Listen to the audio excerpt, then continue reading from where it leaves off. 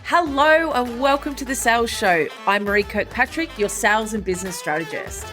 I'm a mum, a wife, and a multi-business owner myself. With over 15 years experience in sales and business, I have worked with startups all the way through to multi-million dollar companies. I have seen the good, the bad, and the ugly.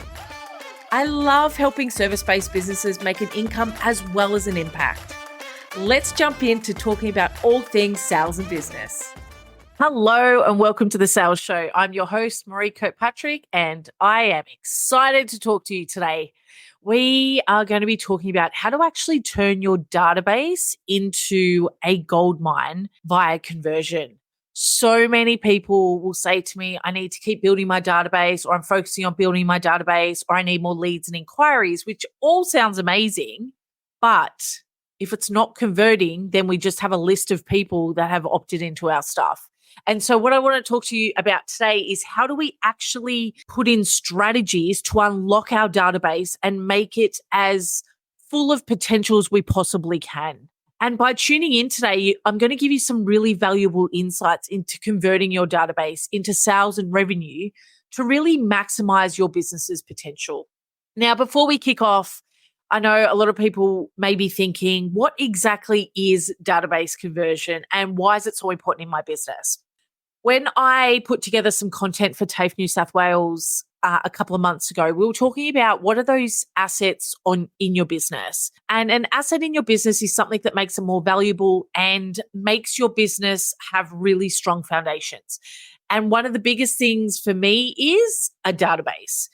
There's plenty of real estate agents and the real estate industry that actually sell their databases and use it as an income generating way within their business. And so what I want you to think about is what are you doing to make sure that your database is high converting and not just filled with a whole heap of people. So database conversion is making sure that people that come into our business or into our CRM, customer relationships management software, are A, our people, and are B, going to be people that are ready to buy or looking to purchase or inquire more about what it is that we do. Why is it important in your business? Because a lot of the time your sales come from your database. You need to nurture them. You need to connect with them. You need to show them the value that you can add and what it would be like to work with you. Now, how can businesses effectively convert their existing database into sales and revenue?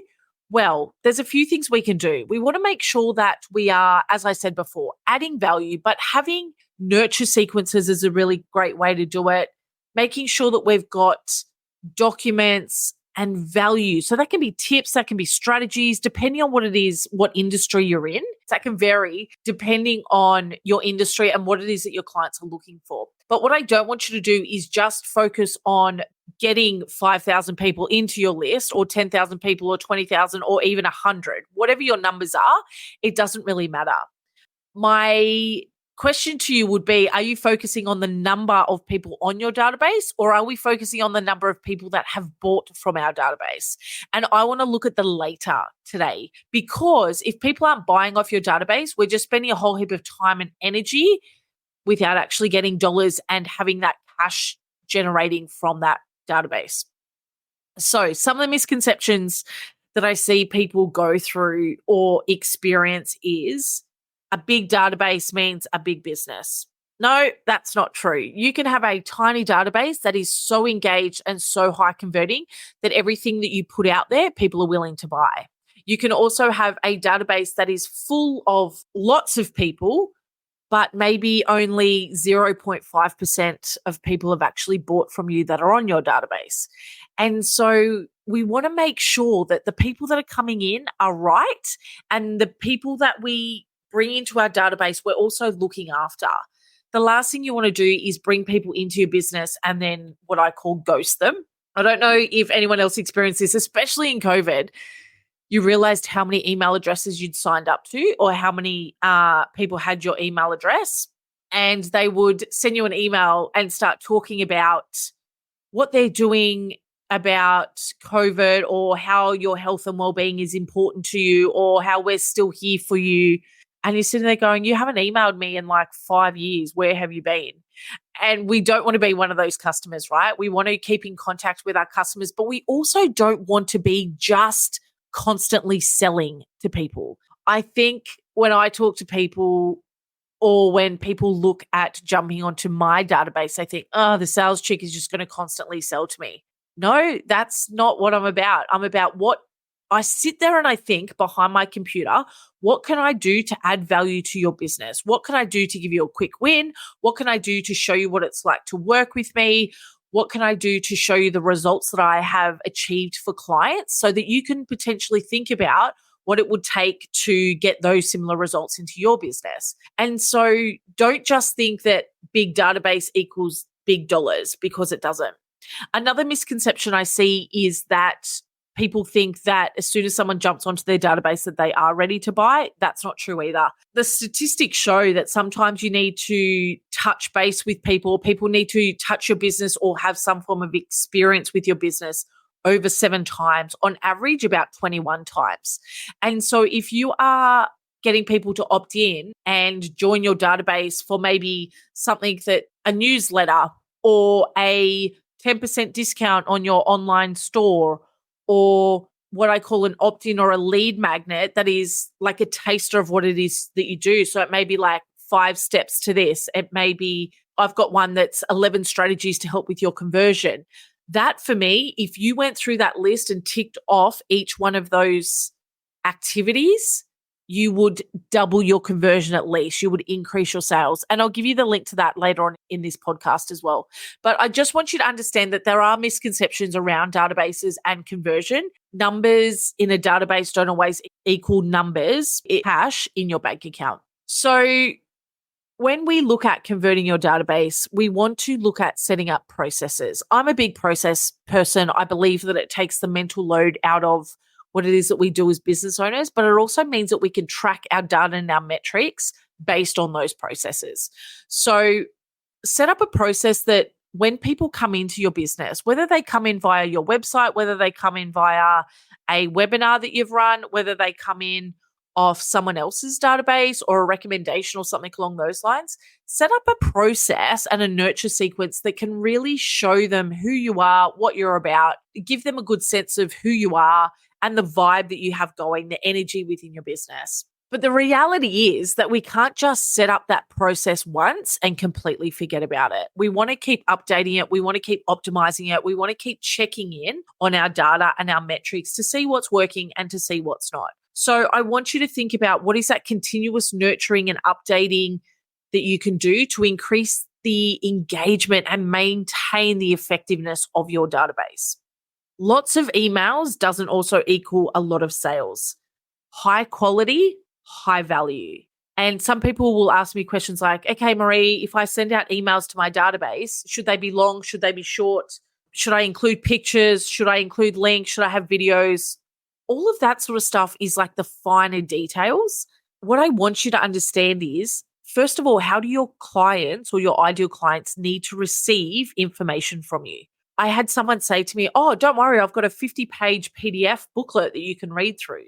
I have no interest in reading a 50-page PDF document that is classified as a free opt-in, because for me, it's either going to be highly salesy or it's not going to have enough value in it and really give me what I need to know. Give me a short summary snapshot of what that needs to look like. The next thing that I want you to look at is that people think converting your entire database is necessary for you to be successful. That's not true. We want to make sure that we have a high percentage that converts. So for some people, depending on your business, I would say that you would look at least having 10 to 15% of your database that has already purchased from you.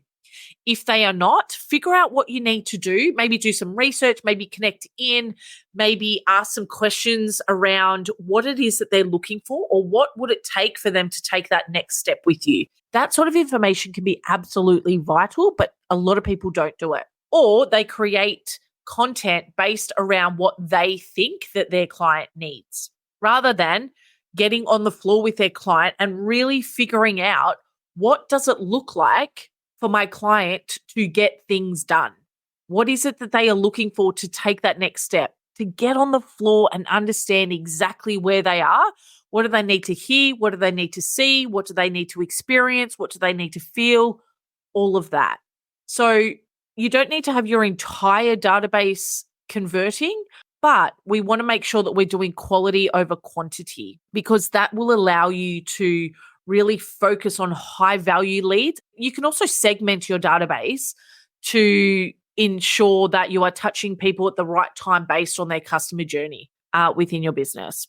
The other myth or misconception that I see is that people think that the database is the job of sales and that every single salesperson within the business needs to be responsible for converting that database. That is not true. The reality is that a successful database conversion requires a collaboration between both your sales team, your marketing, your customer experience, and your customer service teams. And that real customer relationship needs to be seamless and it needs to be personalized. Have you ever purchased off someone once, and even if it's like a product off a website, and then they send you a email to buy that same product at a discount? Really good way to upset your customers or your clients. And so what you want to do is, if they were using that database effectively, they could filter and segment each person that has bought that product and say any sales or any discounts or anything along those lines, we don't want to send it to them within the next certain period of time. It also means that we can segment our database based on what people have bought and look at ways that we can bundle things together or upsell or cross-sell depending on where they are in their customer journey. For example, if someone's done a strategy session with you once and it was 3 or 6 months ago, what can we do in the next 3 to 6 months to re-engage them and to see what else they are looking for? Maybe it's quarterly planning. Maybe it's planning for the next financial year, whatever that looks like within your business. If you segment your database and really use it as a sales asset that it can be, then you'll really end up with much, much better results. So I hope that has been helpful for you today. I want you to look at your database as not just somewhere where we kind of house people. I want you to look at your database as a sales asset and make sure that you are using it effectively. It's not just something that we pop on our list to do and everyone that comes in is great and we just keep churning over these emails and these nurture sequence and things like that. I've also seen people that have created databases and haven't actually done anything substantial with them or haven't really understood their ideal target market, and the things that they're sending just aren't connecting and aren't working for them. So I really want you to use your database to maximize your business's growth and the full potential that's going on for you. If you've got any questions, let me know. I would love you to give me some feedback on what you're enjoying from the podcast. Just send me an email at podcast@mareekirkpatrick.com. If you are looking for higher converting strategies and you're wanting to look what you can implement into your business to increase your conversion rate, I've got a beautiful download for you. Just go to mareekirkpatrick.com/conversion. It is free. It'll give you 11 strategies on increasing your conversion rate and what you can do to implement it straight into your business. I wish you a beautiful week and I'll chat to you soon. Bye. Thank you so much for listening to this episode of The Sales Show. Please share it on social media for your friends to see and make sure you tag me at Maree Kirkpatrick so I can personally say thank you.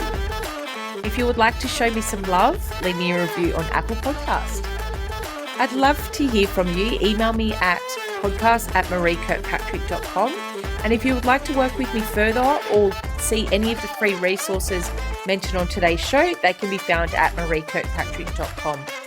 I truly hope this podcast provides useful information and so much value to you so that you can build a business with impact and income.